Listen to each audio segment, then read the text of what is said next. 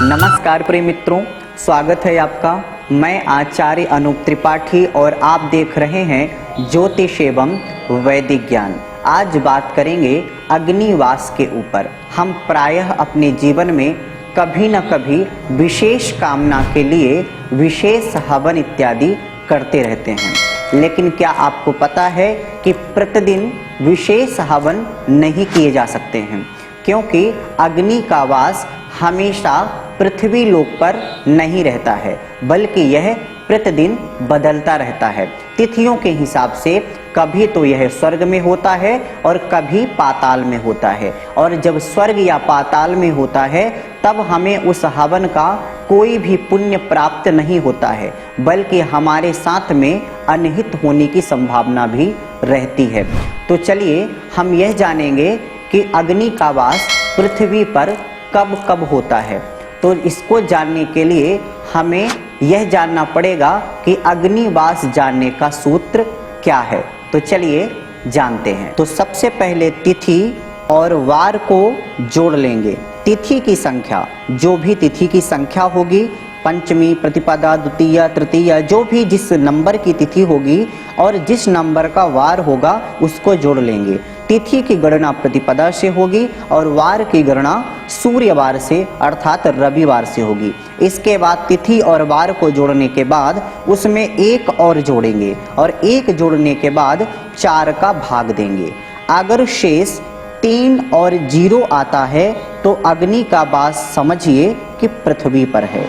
अगर शेष 1 आता है तो समझिए अग्नि का वास स्वर्ग में है। अगर शेष 2 आता है तो अग्नि का वास पाताल में जानिए। और स्वर्ग और पाताल दोनों ही अशुभ हैं, यानी 3 और 0 अगर शेष आता है 4 का भाग देने से तो यह समझिए कि अग्नि का वास पृथ्वी पर है और शुभ है। या 1 या 2 आता है तो जानिए कि स्वर्ग या पाताल में है, जो कि अशुभ है उस दिन हवन करने के लिए। इसके साथ में हमें यह भी पता करना होता है कि जिस दिन हम हवन कर रहे हैं उस दिन की आहुति किसके मुख में जा रही है।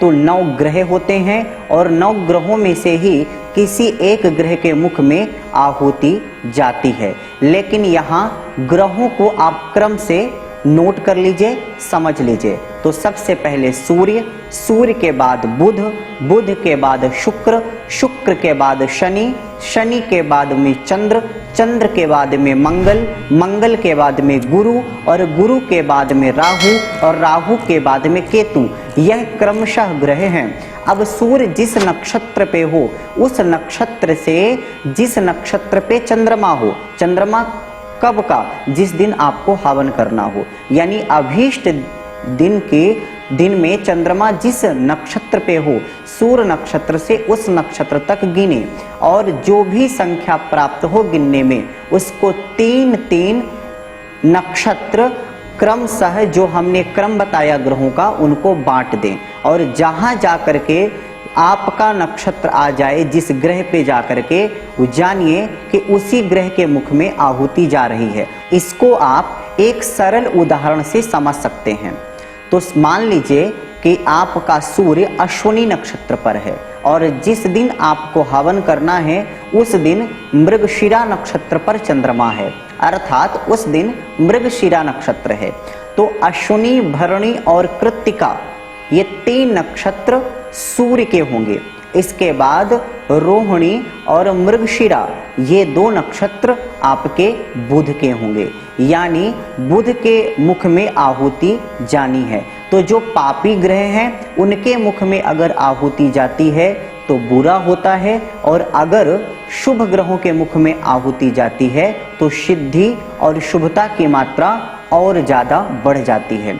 तो इस प्रकार से हम ये जान सकते हैं कि अग्निवास है तो कहाँ है और किसके मुख में आहुति हमारी जा रही है, जिससे कि हम अपने हवन को सफल बना सकते हैं।